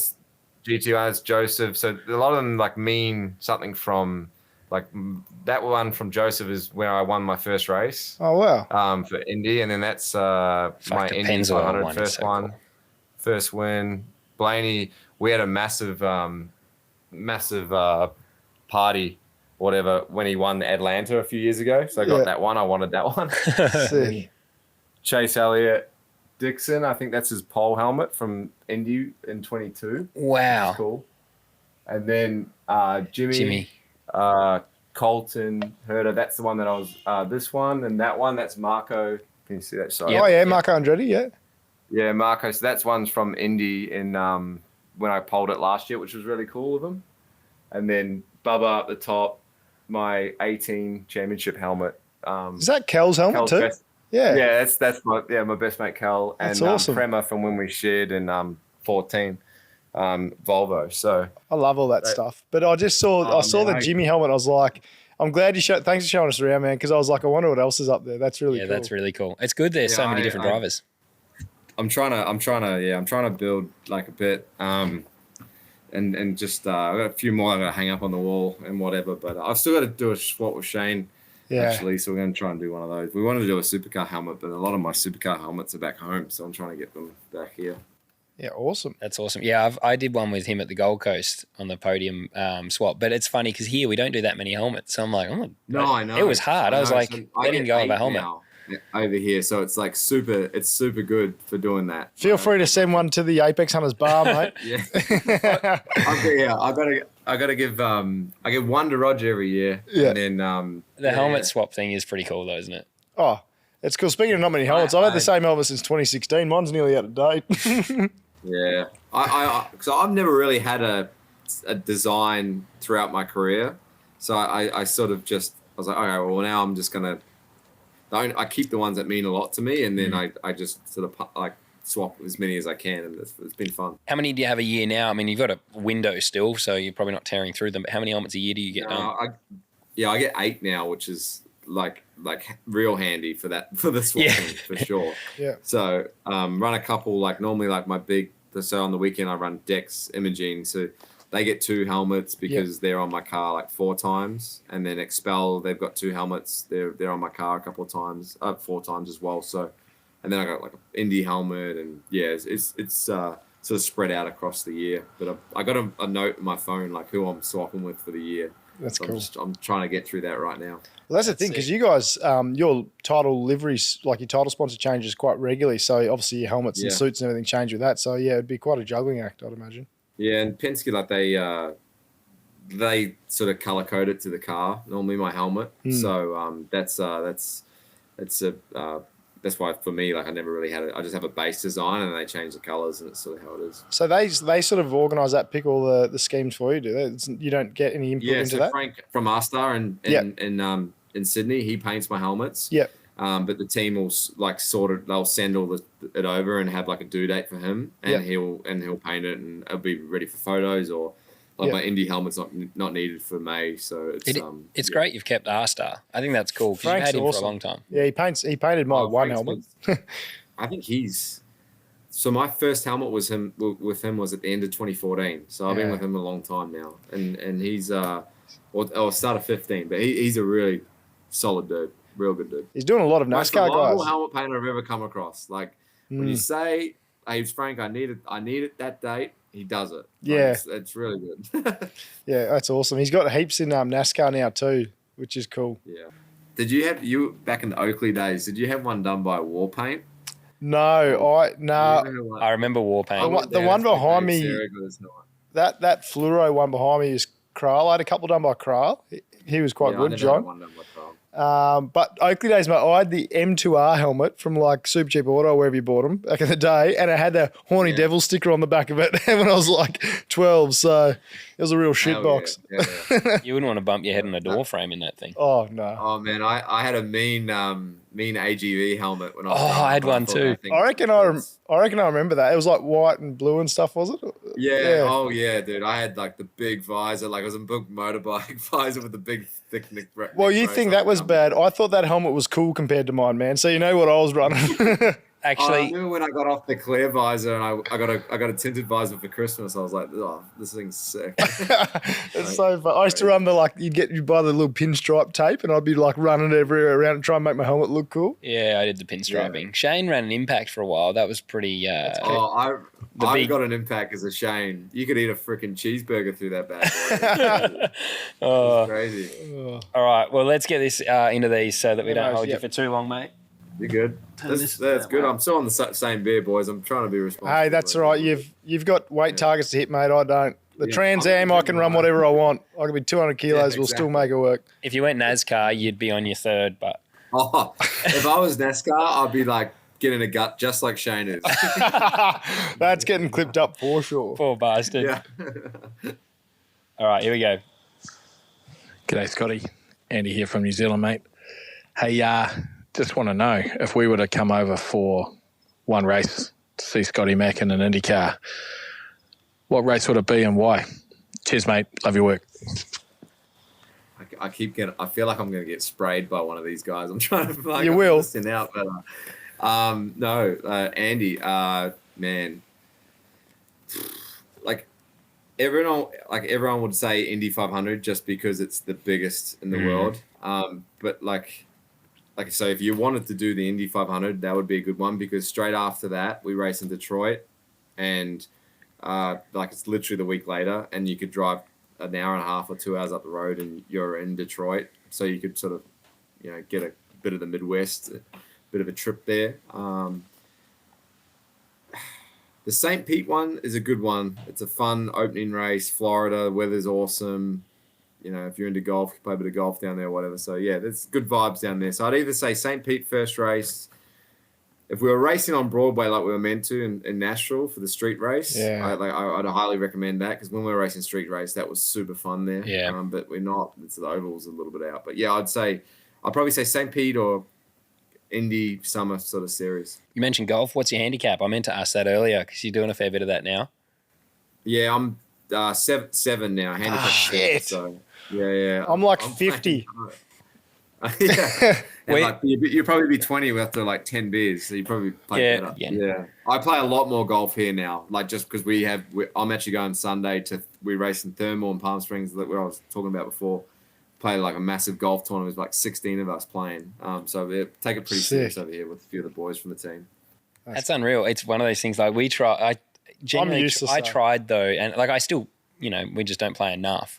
Yeah. But it's a hard game because it becomes frustrating, and then you almost spend a period going backwards. I'm like, it's time consuming too. You need a whole day. The grind, man. The grind's fun. The grind is fun, but it does take a bit. Hey, Scotty. Love your work you're doing over in the US, and g'day, Scotty and Elliot. Just wanted to ask you, mate, now that you're steering the IndyCar around, what 3 Aussie tracks that you've raced on do you reckon IndyCar would be awesome to compete at? Just curious. I know Gold Coast is always a favourite for everyone, but curious if any other ones that you think would be good. Cheers. Man, what I would do to race at OG Gold Coast, and if we could just rip that tram track up and do that, that would have been such a badass track. I've been a big advocate of like pushing to go to Adelaide. I think it could be really cool, like racing with supercars there. I remember that talking about it. That would be awesome. So probably Adelaide. Any of the street tracks would be really good. Would the Bend be any good, mate? Because of the aero of IndyCar, would that be okay or not? The Bend would actually be pretty good, actually. Like smooth, and it'd be bloody physical. Yeah. But that actually wouldn't be bad. But like from a vibes perspective, I'd probably like choose any street circuit we've got. What about Townsville? How to go over the curbs? I reckon Townsville's a bit tight. Like, I know Adelaide's tight, but I feel like Townsville... It'd be awkward. I think, like... It's a short lap, that too. hybrid road course street circuit, like, it'd be tough with the curbs and the bumps and stuff with us. I don't know. I think Eastern Creek would probably be a good one. Yeah, A1GP used to race there, and that looked pretty nuts. Yeah. Eastern Creek, like or City Motorsport Park, whatever. It is... that would be probably a good one. So that from a road course perspective, that or old school Gold Coast or Adelaide for sure. Yeah, I like it. G'day, boys. Awesome show. Scotty, any chance of yourself, SVG and CL doing a 12-hour Bathurst on a Chev? Might have come off the I back miss of... the Australian accent so bad, dude. Like, You're getting a little bit of an American twang about you. Huh? You're getting a little bit of an American twang about you, I've noticed. It's bad. I know. I heard I said data before as data, and I was like, oh, you dickhead. You're talking in miles and feet. It's great. Yeah, feet. I heard that earlier. Oh, it's bad. Because you get it's like fitting in at school, right? You have to sort of fit in some ways, but I really, after doing Daytona, me and Shane both said, imagine we could go to Bathurst. Like that'd be awesome. Yeah. So we've talked about it, but obviously there's a lot of money to go under the water to get there. So to get you guys there, Scotty's like, I'm not cheap now. Well, the Prince just bought Shane's fee these days. Shane's fees. I'd be huge. Guy now. Yeah, he's Ricky Bobby. He probably wants to charge us to come on here. Well, the Prince just bought a Chev GT. I would. I think that would be awesome. I'd love to just race Bathurst again. That's the one place I miss so bad. Yeah. Oh, that's cool. That's good to hear. Hey, Scotty. So I assume that you've been asked this question a bunch, so I probably won't even make it. But if I do, like, what has it been like actually getting to race with Shane as opposed to against Shane? You know, as a lifelong Gizzy fan, I'm very, very invested in you guys racing together because you're both the best Kiwi racers, at least since I've been into the sport. So, yeah, what's it like racing with him and him being a teammate for the 24 hours as opposed to being his rival? Okay, thank you. Bit of a vibe in the She had background. the music going, didn't she? Oh yeah, like she's cranking. I love that. Good for her. Good, great, immaculate vibes. So that must be one specifically for you though, there, mate, because our demographic's about 98% men. So that's Scotty makes changing our demographic. It's the new haircut, mate. You're looking sharp. Oh yeah, I got a fresh fade today, boys. Actually, Nice. no, I just enjoyed, like, it felt like we were doing iRacing, you know, with those days that we were talking on Discord and stuff and we were having a laugh. Like, it was the same thing. We had an absolute blast, and it was kind of nice to not, like, just be butting heads or hiding shit from each other. It was like we were like properly working together and working about, okay, what do you do here? And it was cool just picking his brain without knowing that, you know, you were playing around or, like, holding some things to your chest. So that was really cool. And it was just cool to see how he goes about his craft. Nice. Who's winning the AFL this year and why is it the Bulldogs? Let's go, doggies. Hopefully it's the doggies. Always keeping a keen eye. I actually watch the grand final every year. It's on like midnight here, but it's a tradition. Luke Mason's he's an Aussie who's the Indy 500. You guys should get him on here. Actually, he'd be a good. Who's that? Sorry. Luke Mason. Oh, the engineer for Joseph's car. Yep. He's right into his footy still, and we're talking about a lot. But I am right into the NFL over here now too, which is really good. Who's your team in NFL? Panthers, the Carolina Panthers. They play like literally. They're about 10 minutes from my house. It's awesome. So I can go down there and have a few tins and stuff. It's great. Yeah, nice. Hi guys, Dylan here. Love the pod. Question for Scotty Mac. If he had to race against Shane in another category, what would it be and why? So you two can't be separated. Yeah. This rivalry is just like, you'll be in an old folks' home and they'll be asked if you compete against each other in chairs. Yeah. Yeah, exactly. So he wanted to know what category would you love to race against him in, other than, okay, can't choose I mean, you're going to say IndyCar, you kick his ass, Yeah, then he's that's going to say NASCAR. Probably. Yeah, no, I want to try NASCAR. Like it'd be cool. Like if I was going to choose a series to race him against, that wasn't Supercars. Yeah, I'd love to have a crack in a NASCAR. But Would you consider the Daytona 500, or would it have to be a road course? You'd like to? I'm keen on doing an oval for sure. Like this hasn't really been talked about too much, but it's just more like a pie in the sky stuff. For sure, for me, I'd love to try an oval. Almost more than a road course, just to see what they feel like after driving an oval now. Yep. In IndyCar. So, that would be in a NASCAR some track. I'll segue to a question of my own. Once you're happy with IndyCar and what you've done or what you're going to do there, Scotty, is there an appetite to go and do some full-time NASCAR stuff in the future? He's just signed a new deal, mate. He's IndyCar. Yeah, but with Penske, they run both, mate. No. I honestly, man, no. I think if I was 22, 23, the 36 weekends a year or 38 weekends, they get one off weekend literally from here to November. Like it's Shane showed us his calendar. It's crazy. Oh man, like it's brutal. And with the daughter now too. Yeah, with the kid now and like with Lucy and I enjoy my time at home too much. And that was another thing TC said to me. He knew how much I love my golf and how much I enjoyed just sort of hanging out. He thought maybe I'd get a little bit burnt out by the calendar and I kind of agree with him after being here now. Yeah, awesome. G'day guys, James from Melbourne. Love the pod. Thanks, mate. Was never a fan of yours, Scotty Pie. But after the pod, I'm definitely on your side. It's copping sprays. Got to say, love Scotty Mac. He reignited my love for supercars, and I'm now an avid Indy fan. Love your work. Keep it up, fellas. Hanging for every week for the new one to be uploaded. Cheers. Good on you, mate. You missed the memo, though. That's great. This is me copping strays. What you guys are talking about. Yeah. Like, the guy didn't like you, Scotty, and now he's like, yeah, I like this guy now. And that you've learned who you are. That wasn't a question, but he just wanted to say he hates Scotty Pie and he loves Scotty Mac. So that's what I took from it. Yeah. Like I said, I love the Aussie accent, dude. It's so funny. I'm copping strays. Hey guys, love the pod.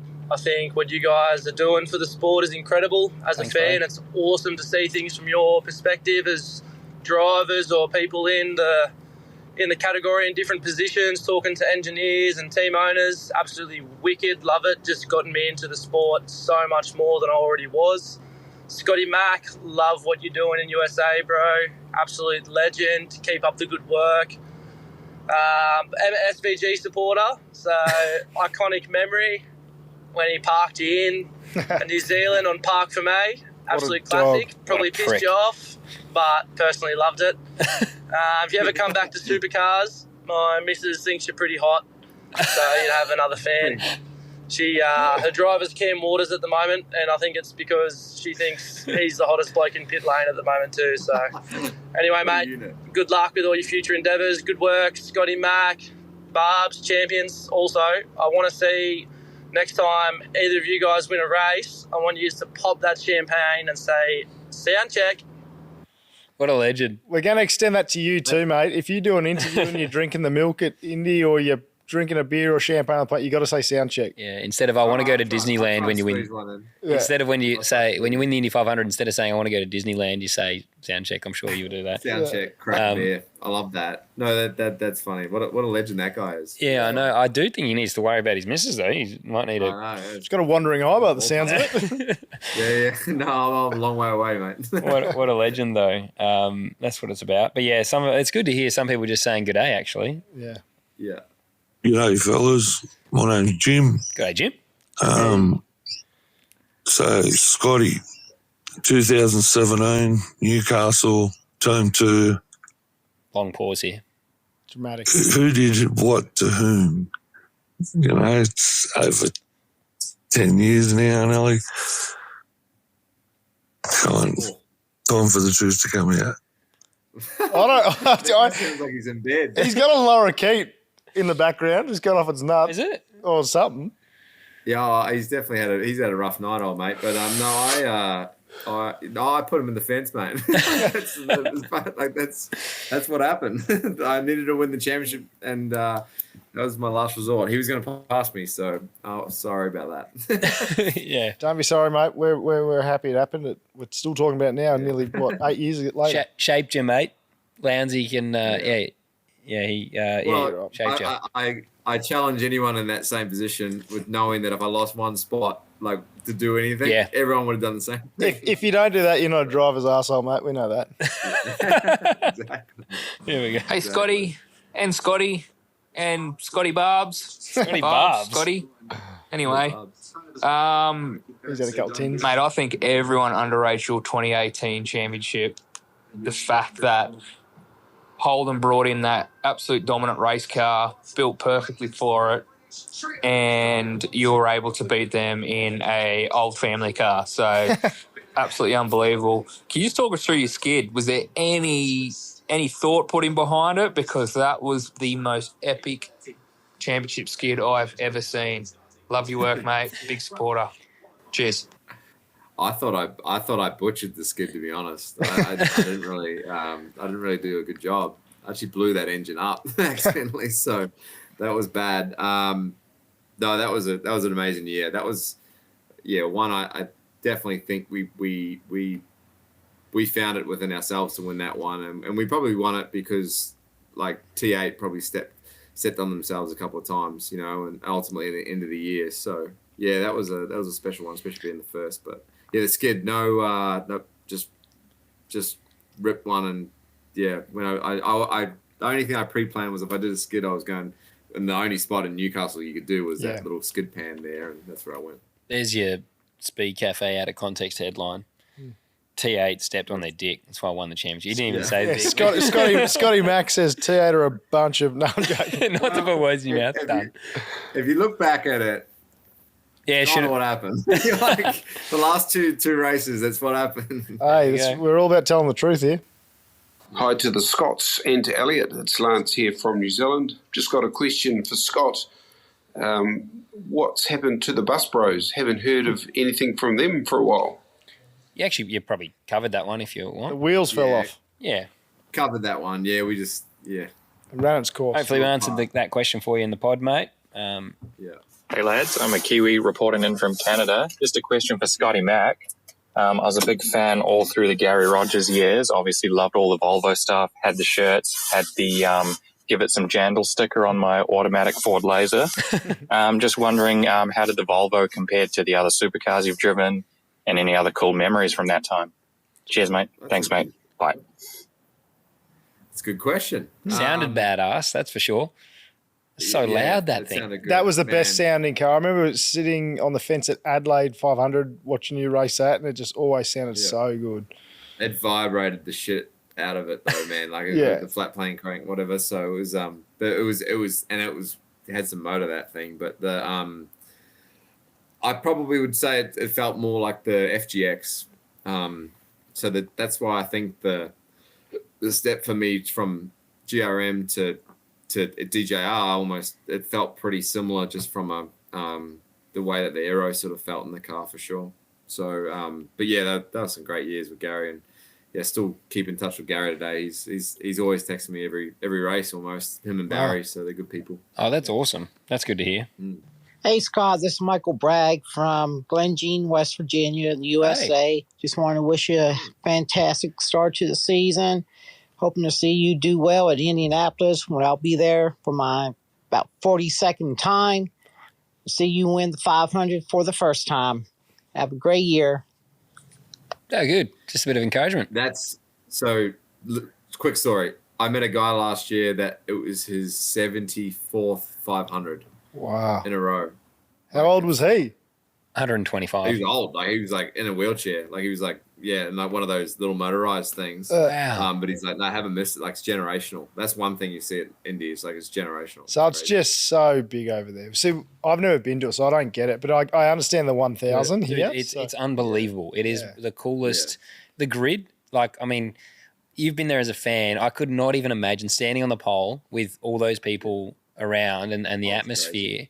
It is the coolest event. Like it's actually, and when I'm not obviously patriotic in the US. Like I'm not from there, but when they start the whole procedure of the grid, I don't know what you'd call it, but like the intros and everything, and then like the anthem, you get goosebumps. It's one of the only places where like everyone stands in dead silence, and everyone's so patriotic. It's like, and then the race. I mean, the year we were there, Scotty, was when Rossi won with the fuel. So it's like the race always seems to end on a, New Gardens Pass, like you said. It's just, it's a cool race. Well, it's on Memorial Day weekend, so it's like their Anzac Day. So it's massive for like, giving respect to the troops, and they're big on that over here. Not that we're not in Australia and New Zealand, but like it's just more, they are very patriotic. Yeah. Always take the hat. If you don't take your hat off or stop when the anthem's like going, they'll like 9 times out of 10 you'll get told off or something like that. It's crazy. It's nice. I mean, I still do that here. I'll always take my hat off and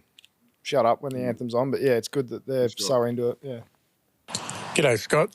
Mate, love what you're doing in IndyCar. You love to see someone new go in there and kick everyone's ass, and you're doing awesome, mate. Quick question regarding Bathurst 2019. Controversial for many reasons. Just wondering what your view on it is now. Now that a few years have passed, how do you look back on that race and what happened afterwards? Thanks, mate. Well, personally, I think the controversy would have been a lot less if we had finished second. I look back on it now, like there was so much water to go under the bridge during that race that whether the Fabian thing going slow, Ryan, I personally don't know what happened with that car at the time or whatever, that there was a water pressure or water temp thing. Well, he didn't realise he lost 17 seconds or whatever it was. Remember on the pod, I remember fully. I had no idea until I got to the media day the next day, like what had happened. And I remember Chad asking Shane something at the press conference, and he said the sacrificial lamb comment, and I was like, okay, I don't really sort of know what happened because I was in my own race with Whincup and I wasn't really focused on the whole thing. And then looking back on it, it was like crazy. Would I believe that?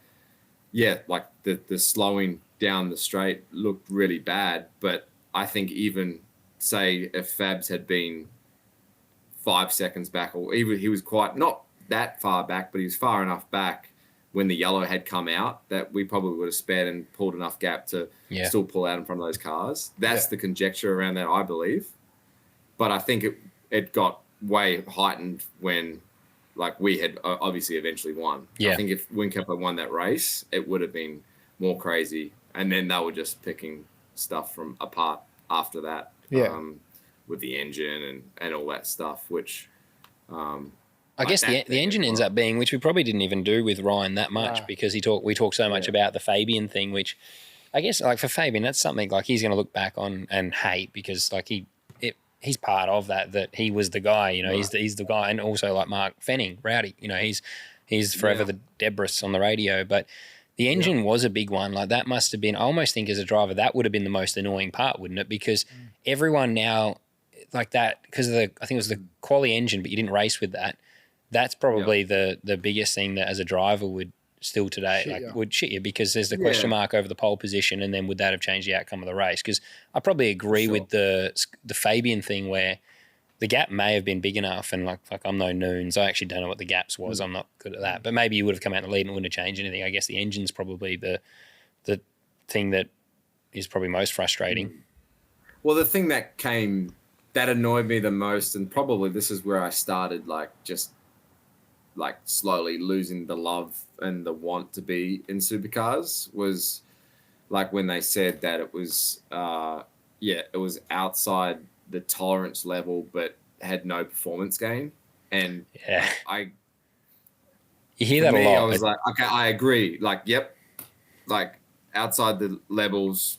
And I personally think that was I know Steve Amos better than it, and he took that very hard from a health perspective. And I fully believe it was either a mistake or that everyone was pushing the limit. But for it to basically be worded outside the tolerance levels, but no performance gain but hey, take the pole away, whatever. You like at that point, I didn't give a shit. But like, it's just that was what it was. It painted a picture, which and absolutely you could look at it and go, okay, if I started last, like what would it look like at the end of the race? But it's all stuff that, it's all what, like, you can't, like what happened if Jamie had saved the fuel and not pitted, and he probably would have won the race. Like they chose that decision just as much as anything else. But I think there was a lot of things that because we won the race, it got raised or we got sort of circled on, and they were just, I think, Supercars and whatnot, I believe, was trying to pick and pick little things out of the fire, I guess. It's tough, mate, but the intro still says three-time Supercar champ, Bathurst 1000 champ is what it is. And one thing that well, and that's the one thing is, at the end of the day, like what I think is awesome for our sport is that you've gone on to IndyCar and proven that you're not a bad steerer.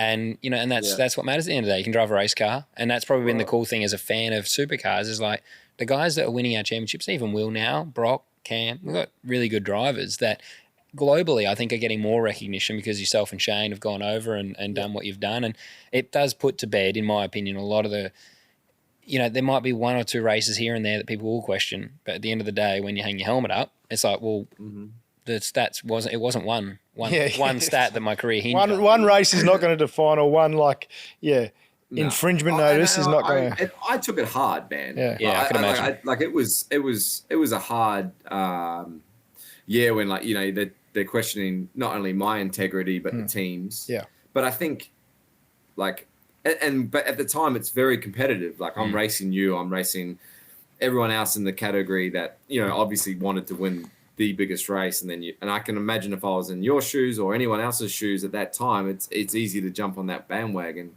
The best thing I can say about that whole situation that I'll forever be grateful for was I didn't know what had happened. I had no freaking idea. So I just enjoyed that from the point the last lap shootout to crossing the line to like going past the fans and enjoying that moment. Like that 24 hours was incredible.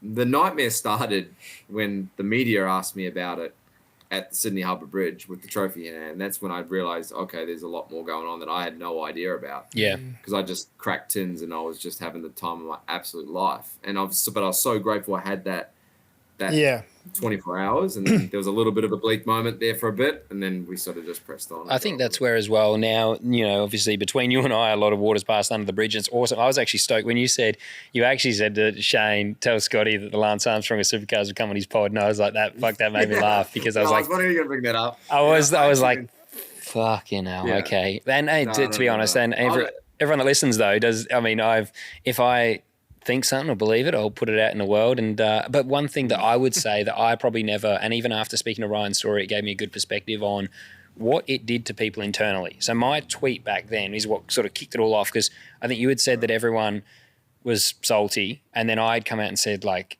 whatever it was about moving on, but that was almost belittling what everyone was going through. It was almost like, as a competitor, I was just like, well, fuck, it happened. Just move on. Accept it, move on. And then now speaking of Ryan, I see that he was getting death threats, and so I guess that, I still think that what I said, I'm not the type of person to ever be like, oh, I was wrong or whatever, but the tweet was you're wrong, not necessary because it wasn't necessary because I didn't think of I just thought it's like, dude, it's fucking happened. Let's just move on. But I guess you were feeling the same from the press. Like, why is this still a fucking thing? And the Lance Armstrong thing, that's just literally a headline, that got taken out. And mate, I wish I never opened my mouth because that opened up. I got gastro that weekend. I was in hospital and I had hundreds. I realized how many fans Scott Mclaughlin has because I had everyone. I had one guy with a broken arm threaten me to fight in an MMA ring. I'm like, what the fuck? It was ridiculous. But this is where I don't want to take up all your time, boys, but I'm enjoying the chat. But I regret not. I wish I had never clapped back or talked about it with you, like on social media. Me I wish too. I did what my approach has been in America, and I would have just gone up to you and go, all right, Scott, let's sit the fuck down, let's have a beer, and let's just like talk about it. You know, 100%. I agree. And I definitely probably didn't also at the time. I was probably a little bit immature in this perspective, but put myself in the shoes of everyone else in that race or with emotions around that race at that time. I probably, like, you know, I was so happy, and for me it was all about my own team. I didn't, you know, and at the time you didn't care about anyone else. All you was worried about. But looking back on it now, you think about, you're like, okay, I can see how that comment came across the wrong way from my perspective. Personally, I'll stand by my comment of the toxic environment. Yep. Because I think it is toxic when it wants to be, and I think you can agree. Like the negative, the politicalness is ridiculous. It's up there with Formula One and political like crap that behind the scenes that people don't see, and that's what I think you're exposing a little bit more on this pod. But that's another story. But I wish I probably put myself in your shoes or other people's shoes with that, and maybe just being just a little less like clapping back. You know what I mean? Yeah, like, and I'm exactly the same. Look at that. We're so mature. We're so grown up. I know. If you were in person, you guys would be hugging right now. It'd be a really nice moment. Do you feel like a third wheel, Elliot? We'd need about 6 more beers, but we'll be fine. But no, I think that's good, man. Just you grow up, right? Yeah, 100%. There's never been a hard feeling with me for sure. Yeah. Hey guys, Tom here. Love the show. Question for Scotty is, if you were back in Supercars this year, is there anything that you'd do differently, given that your experiences in IndyCar and what you've learned over there, that you think would improve how you'd race in Supercars? That's it. Cheers. I don't know, man. I was just telling you guys about like that, like, you know, there's no finish line to perfection, but I just don't know what I would. I think I'd be stupid not to start with how I finished in terms of like what I felt with the car and how I wanted the car and whatever. But I guess I'd have to feel the car to know what I would want from it. But is there any processes? Yeah, I like hearing that. Is it? How much you analyze? Is there any processes with the IndyCar stuff, Scotty, that you would bring in, even just to maybe not so necessarily driving the car, but some of your before race routines or anything that the team do with you over a weekend that you don't obviously have to give it away? Was there stuff that you would bring in that you've learnt in IndyCar? It's a question. Man, I've kept it pretty similar, like just the way I've gone about my business. Like since I've been here, honestly, I know this is going to sound like stupid. I'm just trying to be cool on a podcast, but I think I'd be a little bit more relaxed with like the drinking and having fun. And like, I think we get a little bit too like caught up in this bubble that, all right, I got to stop Sunday night. I can't have a glass of red with my wife on Wednesday before the race because I'm going to be dehydrated before I turn up. Like, relax, enjoy your life outside of it, and then go to the racetrack. I think the process of just being a little bit too. I think I've found a life outside of Supercars, which I probably outside of the racing. And my business is at the track, and I enjoy my life a ton off it, a lot more than I probably did in Supercars now. So I'd probably bring that back, have a bit more separation between my work life and personal. So many people think that's a negative from the outside. Yeah, so it's good to hear. Because drinking? No, just even like, you know, when I started One No Media, it was in 2017. And everyone was like, oh, it's going to be a distraction. You need to just be a driver. There's that burnout as well where like one bad weekend can affect the next. That's all you think about. It's actually good to go home. Frosty said it to me. He's like, man, the best thing for me is I get to go home and I might go up the river with my kids. I go skiing and I do not think about racing until I get back to the track. You have your pre-brief and stuff. It's not like you're underprepared. But like you can't underestimate how good it is to go home, it's like your 9 to 5. You go home and think about it. Go home and switch off. 100%. And like, I think Lucy for me was the perspective that I needed, just to like have, like, I felt more refreshed than I ever have felt for a first round this year. And I did probably the least prep in some ways, or just from a mental perspective. And I've got this little spot here. I've got a computer behind this computer, and I have all my data, and I have all my my video and everything in there. And I spend an hour, like maybe 2 hours before or at the end of each night, just going over a couple of things. And it's just that's enough to get me through. Yep. And then I go downstairs and I watch a movie with Carly or something like that, you know. And she just there's just so much more to to your life than just being fixated. Because like you said, like having 1 night media, I think that was probably great for you. Like from a perspective, like you had something else to focus on during the weeks rather than just going, oh shit, I got a month to our race.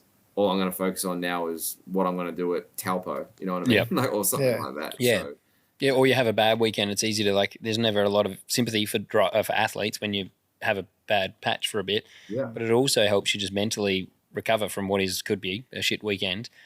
So imagine missing that last goal of a game and you got to sit for 4 weeks and you can't touch a footy again. Like that's where you can't drive the car and you can't make yourself feel good in any other way than driving the car again, get back on a horse. And that's our sport's a bit like that. Yep. Go again. G'day, lads. Loving the show. Question for Scotty. What is one thing that IndyCar is doing very well that Supercars should be looking at implementing in the future? Cheers. Good question. I had this one a bit about NASCAR, I think, actually. It's a good question. Yeah, I think I like this. I like the strategy. Like I like the differences, and I know we've tried the hard and the soft tire, but I don't think there's enough disparity between our tires and Supercars, and the degradation and stuff. Like for instance, the green tire that we ran in St. Pete would last only like 10 laps. Like it was like dead. So, but you have to run that tire at some point during the race. And like I said earlier about like fuel mixture levels and stuff like that, like I think that could create a whole different game. Like I watch Bathurst now and I hate the rule about not starting the co-driver. I'm sure you're pretty shit, isn't about it? that, Scotty. I think that's so stupid. It puts everyone in the same box as a strategy. So I think they just need to be a little less be a little bit more open to opening the strategy options so people aren't just doing the same shit. You know? And I think it just it would spice the racing up a little bit for sure. Yeah, and that's like ultimately the overcut and undercut in IndyCar is huge. It's all dependent on how much fuel you save during the run. Do you turn the engine down? That's a strategy you implement yourself in the car, not so much being told by what the team. So if they want to put it back in the driver's hand, I think you can really allow that to happen. Yeah, right. G'day, Scotty Mac.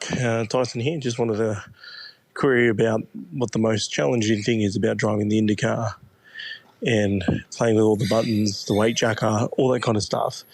How did you adjust to it and the training that you have to go through now compared to a supercar? Thanks, Scotty, and good luck in 2025. Just learning I guess we can talk about the weight jacker, like learning all that stuff, the controls and how much they affect the car, probably more so on the oval side. I know predominantly how much like a front anti-roll bar or rear anti-roll bar helps in a supercar, so that was pretty easy to figure out. But what was crazy to me, especially at a place like Indy, was what the car felt like in the draft compared to what the car felt like when you got out in front. Like you'd have to make a huge sweep. I'm talking like I'd probably be full soft in my front bar and a little bit like left front weight, which would make it turn a little bit more at the apex with the weight jacker. And if I'm making a move for the race lead, like for instance, last year I was making a couple of clicks back right on the weight jacker and I was going full stiff on my front bar just so it wouldn't over rotate at the apex with a clean nose or clean air on the nose. And that took like years to get comfortable to make those big swings because I just wasn't used to doing that sort of stuff in supercars. That's probably that. With the weight jacker, Scotty, how do you activate it? Like, is it a lever like an ARB or is it a button or is it a dial? How are you doing it? Yeah, so it's a button on the top two wheels. So it's just right. So if I'm loose, like I'll push a couple right clicks, so it puts a bit more weight on the right front. Yep. Do you adjust that in your quali? In the quali at Indy, did you play with that a lot? The crazy thing about that, like the Indy stuff, is because it's pretty hard on tires, like where you run the car and whatnot. And I would you're thinking like you get through one and you're like, okay, the car felt okay there, but you've got to think about the next lap later when the tires wear out. So you might not go as aggressive on the weight jacker one way because you know that, okay, I'm probably going to have more understeer, so I can't go too far right on the weight jacker this time to keep it tight. So that's the hardest thing about the Indy qualifying is thinking about like what the car's going to feel not at that present time, but you're thinking of it the next lap. So yeah, and you're constantly looking at the flags around the track as well, wind. like for the wind direction and stuff. Yeah. There's a lot going on. A lot in it. Each push, mate. How many? Because it's 100 pound, isn't it? From zero to full. Like how many pushes is there from full to fully off, or vice versa? Yeah, I think we have like almost 7 or 8 clicks each way, but you can bias that one way or the other, the way the car's feeling as well. Yeah. So it's like nearly like 10 pound each click or something, is it? Yeah, it changes, man. Like Right. it changes like car to car, but you can make it. Like I think I've had it upwards of 50 pounds before. Like it's quite a big shift. Yep. And you just put in some like right front weight, left front weight, and it's just like putting cross weight on a car. You know. Yeah. Yeah, it's very cool. Unreal, mate. That was the last one we selected. We had like 200 come in, so I was trying to vet through some of them. So I appreciate the fans that did send them in. It's fun, and we want to try and if you can, when we put these posts up for the memos, like send them through. Don't be afraid. I know some people sometimes we'll do a written if someone will message us and say they're a bit conscious to do it. Yep. But everyone so far, like this week, just threw in the memos, and I actually waited till yesterday because I knew you'd get a few, so I didn't want to go too early. But unreal. It's been an awesome chat, man. I'm stoked. Thanks so much for spending so much time with us. We should try and catch up. We're going over to Sonoma this year for the NASCAR, but we should see what the week after is Laguna. So if we can save our pennies and make it a 2-week trip, we might be able to make it to Laguna, which is the week after Sonoma. That'd be cool. Yeah, come hang out. I'll go drink. Stay down Monterey. It's a good part of the world, and it's honestly, if you're going to Sonoma, like. It's probably worth like seeing Laguna. Like Laguna's a sick track, and seeing an IndyCar around there, like through the corkscrew, it's like going Bathurst. You know? Actually, I'll just stand at the corkscrew and drink. It might not be. It might be. Fuck. It might be. We'll look at the calendar. Yeah, I'll look at the calendar. Now's not the time to. Should have known it before I started talking. That's all good.